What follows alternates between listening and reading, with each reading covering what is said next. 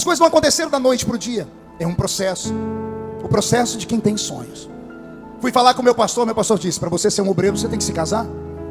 E eu, jovenzinho, já agora com 17 anos, falei: Senhor, eu preciso de uma noiva, uma namorada. Encontrei a irmã Edileuza, que é a minha esposa, e namoramos e casamos. Com 19 anos eu me casei. Ano passado completamos 30 anos de casado, para a honra e glória de Jesus. 30 anos juntos, unidos. E logo que eu fiquei recém-casado, eu falei: pastor, agora eu casei. Ele falou: agora você tem que ter um ato de fé. Eu falei: qual? O que você quer fazer? Eu falei: eu quero ser um pregador itinerante. Ele falou para mim: sai do seu serviço. E eu falei: mas como é que eu vou viver? Ele falou: você não crê? Vai viver da fé. E eu tinha um sonho. E eu me agarrei àquela palavra dele e pedi as contas do meu trabalho. Eu trabalhava na Intel, indústria de terminais elétricos. Trabalhava no departamento financeiro dessa empresa. Eu cheguei no meu líder, no chefe, que era o Dr. Roberto. Falei para ele: eu quero pedir as contas. Ele disse: não, você é um dos melhores funcionários que tem. A empresa está mal das pernas, mas não vamos fechar. Por que você quer sair? Porque eu quero ser um missionário. O olho daquele homem encheu de lágrimas. Ele disse: olha, nós não somos da mesma fé. Eu sou ancião das Testemunhas de Jeová, mas nós também temos obra missionária. E quando alguém de nós tem vontade, a gente não segura. Ele disse: eu não concordo com a sua fé, mas acredito na sua história. Vai embora, Feliciano. Que Jeová te abençoe. Como eu acreditava em Jeová também, eu peguei a bênção sobre a minha vida. Eu tinha uma brasilinha velha que só o sangue de Jesus. Era a Brasília que o anticristo vai usar na grande tribulação para conduzir os desviados que ficam na terra. Ela tinha tanta massa plástica nela, Lorival. Se tirasse a massa plástica, fazia outra Brasília. O apelido dela na minha cidade era Brasília Ungida. Pergunte por quê? Porque onde eu parava com ela, ficava uma poça de óleo no chão. Vazava óleo para tudo quanto é lado. Eu acho que foi a única Brasília do mundo que tinha direção hidráulica. Ela tinha um problema no setor dela, que para virar na esquina eu tinha que começar a rodar rápido. Dava 12 voltas para puxar a barra da direção. Era uma coisa do diabo. Só o sangue de Jesus, né? E eu nessa pobreza, nessa miséria toda, pedi as contas. Cheguei em casa, minha esposa olhou para mim, viu que eu estava com um semblante triste, falou: o que foi? Eu falei: eu pedi as contas do trabalho. Ela parou de fazer o que estava, sentou na minha frente, começou a chorar e falou: mas nós vamos viver do quê? Eu falei para ela: mas você não vive falando que é para eu ter coragem? Ela me incentivava, mas eu não sei se era de verdade. Na hora que eu tomei a decisão, eu falei assim: por que você fez isso? E agora? Quem poderá nos defender? Eu falei: o Deus que eu sirvo vai nos ajudar. Fui na primeira reunião de obreiro do mês do campo de Ribeirão Preto. Pastor Antônio Silva Santana, meu pai, fez meu casamento, me batizou, me consagrou a diácono e a presbítero. Cheguei no pastor Antônio e disse: pastor Antônio, eu pedi as contas do meu trabalho e agora eu vivo da fé. E eu queria muito que o senhor me ajudasse com as congregações, porque eu já pregava nos cultos de mocidade. Eles me davam gasolina, R$20, R$30. Falei: isso que agora eu preciso, além da gasolina, preciso comer. Aí o pastor falou no microfone: diácono Marco Feliciano está se lançando como pregador itinerante. Os irmãos estão vendo ele aqui? Ajude ele, abram as portas para ele. Eu não sei se isso era um código, porque até os convites que eu tinha desmarcaram. Eu acho que foi um código liberado para todo mundo, dizendo assim: ó, estão vendo? É maluco, não convida não.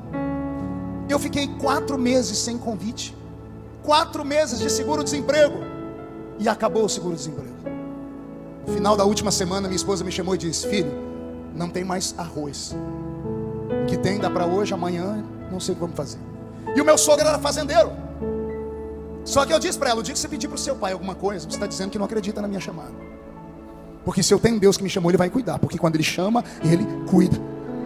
Como não tinha comida, eu me desesperei. Eu peguei a brasilinha e subi o alto da montanha e fui orar. Passei o dia inteiro no monte. Eu chorei, eu rolei no chão, eu rasguei a roupa, joguei pó na cabeça, aquelas coisas de gente louca. 6:30 da tarde eu entrei na minha casa, entrei pela cozinha. Lá na mesa da cozinha, cheia de mantimento, sacolinhas de supermercado. E ao invés de eu ficar feliz, eu fiquei bravo. Eu parti para cima da Edileuza e gritei: você pediu para o seu pai, você me desonrou. Ela: não pedi, não foi para o pai. Eu disse: de onde veio isso? Ela disse: a irmã Hélia. Quando ela disse a irmã Hélia, eu sentei. Falei: quem? A irmã Hélia. Eu disse: a irmã Hélia, mãe daqueles 4 filhos, marido é bebum, aquela que trabalha de empregada doméstica na casa do José Ribeiro de Mendonça. Ela disse: é a irmã Hélia.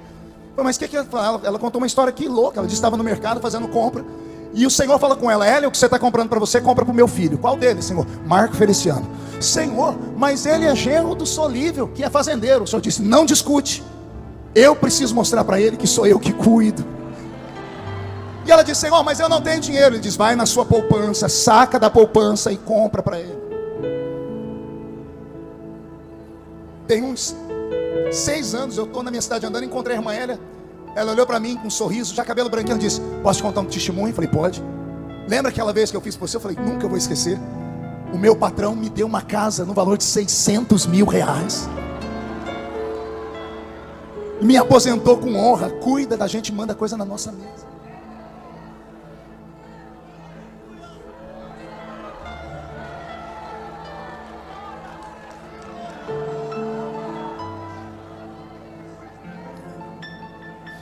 Eu dobrei meu joelho e falei: o Senhor cuida, então cuida de tudo. Aí um amigo meu me levou na reuniãozinha lá no Belenzinho, na primeira reunião da segunda-feira do mês, reunião do Belém, lá na igreja do pastor Zé Wellington. E esse meu amigo me pagou o almoço. E na hora do almoço tinha um pastor do lado dele, pastor Newton. Era pastor no Jardim Eulina, lá em Campinas, estava construindo a igreja. E o Newton ouviu a minha história, que eu estava sem convite, que eu pedi um emprego, que eu tinha pedido as contas. Ele olhou para mim e disse assim: você vai pregar domingo na minha igreja? Não sei quanto eu vou lhe dar, mas pode ir que a gasolina eu garanto e você não volta de mão vazia. Eu jejuei a semana inteira, foi a primeira vez que eu saí como um itinerante. Cheguei na igreja, o pastor me levou para o púlpito. Uma igreja estava em construção ainda. Eu não sabia pregar, não tinha essa eloquência, não tinha essa capacidade de articulação de Bíblia. Eu era só um sonhador. Eu estou sentado no púlpito da igreja dele. De repente eu olho na frente da porta, vem entrando 3 homens. Um está sendo arrastado pelos outros 2. Eles se ajeitam no banco. O culto prossegue. Quando ele me deu a palavra, eu comecei a pregar. 10 minutos de palavra, deram um grito dentro da igreja, mas tão alto que a igreja inteira parou e eu tomei um susto. Quando eu olhei no meio do corredor, um homem partiu do fundo da igreja, veio correndo, subiu no púlpito e agarrou o microfone da minha mão. Os diáconos não conseguiram segurar ele, a igreja entrou em transe. Eu não sabia se era louco, se era bêbado. Eu não sabia o que fazer, eu fiquei em choque. O homem agarrou o microfone e deu uma rajada de língua estranha. E falou: vocês lembram de mim? Eu estava no hospital morrendo até hoje cedo. O pai foi me buscar lá porque o médico deu alta e disse: leva para morrer em casa. Último estágio da meningite. Os nervos do corpo dele já não funcionavam mais, ele se arrastava. Ele ficava com a língua para fora babando. Era um homem que entrou arrastado por 2 dentro da igreja. O pai e o tio levaram ele para o culto. O pai me trouxe aqui hoje. E enquanto o culto estava indo, eu só estava aqui tentando prestar atenção, que eu não tenho articulação de mais nada. Esse moço aqui começou a pregar, eu não entendia nada que ele pregava, mas de repente, eu olhei aqui do meu lado e eu vi um homem de fogo. Ele pegava fogo do pé, fui levantando a cabeça, tinha fogo até na cabeça dele. Ele fez assim para mim. Levantou a mão e botou a mão na minha cabeça. O fogo estava na mão dele, pegou da cabeça e foi até os pés. Foi destravando tudo. Eu dei um grito e estou aqui curado. Acabou o culto. Não teve como eu pregar mais. A notícia esparramou: tem um menino aí que Jesus usa em cura. Mas eu nem tinha orado para Jesus curar. A agenda abriu em Campinas, Hortolândia e Sumaré. Essas 3 cidades mataram a minha fome por um ano. Hortolândia, Sumaré e Campinas. E eu louvo a Deus por todos aqueles irmãos das igrejinhas que me levaram. E eles me deram a chance de começar a ficar conhecido. Um belo dia, sabe Deus como isso foi acontecer. Eu fui parar aqui no estado do Paraná, vizinho de vocês, uma cidade chamada Mauá da Serra. Uma cidadezinha desse tamanho, só tinha uma rua asfaltada na época. Quando o ônibus parou e eu vi aquela cidade, eu disse: eu não tenho chamada não. Os pregadores pegam em grandes eventos, olha onde eu vim parar, Mauá da Serra. De repente eu passei na frente da igreja, eu pedi perdão a Deus, porque a igreja era o único monumento da cidade. Era uma igreja para 1.500 pessoas sentadas. A cidade tinha 3.000 membros, tinha 3.000 habitantes. A metade era tudo de crente. E as 2 famílias mais ricas congregavam na igreja. E as 2 famílias brigavam para ver quem dava o dízimo maior. Por isso que a igreja era rica, tinha todas as coisas grandes. Eu estou pregando no culto, entra pela porta do culto um homem forte, bonito, cabelo preto, usando brilhantina, de terno, gravata. Eu falei: eu já vi esse homem em algum lugar, mas não sabia quem era. Quando termino de pregar, descobri que era Mateus Jensen. Saudoso irmão Mateus Jensen, dono da rádio Marumbi, que depois vendeu a rádio Marumbi para o pastor Cisino Bernardino. Mateus me ouviu pregar e ele tinha um aparelhinho que ele transmitia o culto via rádio. E quando ele colocou no meio da minha pregação a minha mensagem pelo rádio, pastor Zilmar, o Paraná inteiro parou para ouvir. E começou a chover a ligação no rádio dele dizendo assim: onde é que vocês conseguiram essa pregação do pastor Mauro Ferreira? Quem foi Mauro Ferreira? Maurinho Ferreira foi um dos maiores pregadores do Brasil. Estudou ao lado do pastor Idecaso Takayama, lá no IBAD, no estado de São Paulo. Maurinho morreu num acidente de carro com a dupla Otoniel e Osiel, irmãos de Osés de Paula. Eles cantavam e Maurinho pregava. Um acidente de carro ceifou a vida dos 3. E a minha voz era parecida com a dele, e o jeito de pregar era igual ao dele. Mateus Jensen era um caçador de talentos. Foi ele que deu para o Brasil, através da sua emissora, Eram Sem Ovelhas. Ele gravou Mara Lima, ele gravou Júnior, Canarinhos de Cristo, os cantores de antigamente, aqueles que nós crescemos ouvindo. Tudo graças ao irmão Mateus. E o irmão Mateus olhou para mim e disse assim no final do culto: você tem talento, que meu telefone não para de tocar. Ele tinha um celular que pesava uns 5 quilos. Aquele celular que dava problema na coluna, tinha que trocar hora na cintura de cá, hora de cá. Ele falou assim: eu quero você me ajudando num sonho dos meus filhos. O ano que vem vai ser um ano político, e os meus 2 filhos serão candidatos a deputado federal e estadual, e eu quero que você me ajude a fazer a campanha deles na igreja. E eu, santarrão, disse: eu falar de política no púlpito? Ele: não, você não vai falar de política, você só vai pregar. Você só prega, o resto é com a gente. Eu falei, então o senhor me deixa orar primeiro? Ó, eu sem agenda. Veio a agenda e eu dispensando. Falei, o senhor me deixa orar? Ele disse, pode orar, está aqui meu telefone. Eu saí dali e fui em um evento em Uberlândia, numa extensão dos Gideões Missionários da Última Hora, numa manhã missionária. Alguém lá ficou sabendo que eu era de Orlândia, pertinho de Uberlândia, me deram o microfone. Eu falei 5 minutos. No meio da palavra levantou uma diretora do círculo de oração e disse, assim diz o Senhor, anote, dentro de um tempo, e metade de um tempo, eu vou abrir uma porta e eu sopro o seu nome pelo mundo todo. Cheguei nos irmãos mais conhecidos. O que é um tempo e metade de um tempo? 1 ano e meio. Fiz os cálculos. Os cálculos davam exatamente no mês de setembro, que antecederia a campanha eleitoral do ano seguinte. Eu falei, será? Fui orar. Orando ao Senhor, o Senhor disse, pode ir. Liguei para o irmão Mateus e disse, irmão Mateus, sou eu. O menino lá falou, pois não, eu quero. Ele falou, então vem para cá. Me mandou uma passagem de ônibus, me hospedou numa casa de madeira. Eu pregava de manhã, de tarde, de noite, de madrugada. Eu preguei no estado do Paraná inteiro. E ele falou para mim, você tem algum sonho, garoto? Eu falei, eu tenho. Qual? Pregar um dia nos Gideões Missionários da Última Hora. Aí ele falou para mim, se os meus filhos ganharem, tá feito. Naquele ano os filhos perderam. Eu nem cobrei a promessa que os filhos perderam. Mas um dia ele me ligou e disse assim, Marco, eu estava orando e Deus falou comigo que é para eu cumprir o desejo do seu coração. O ano era 98. Ele diz, ora aí até o ano que vem, porque eu vou falar com o pastor Cizino. E o irmão Mateus falou com o pastor Cizino.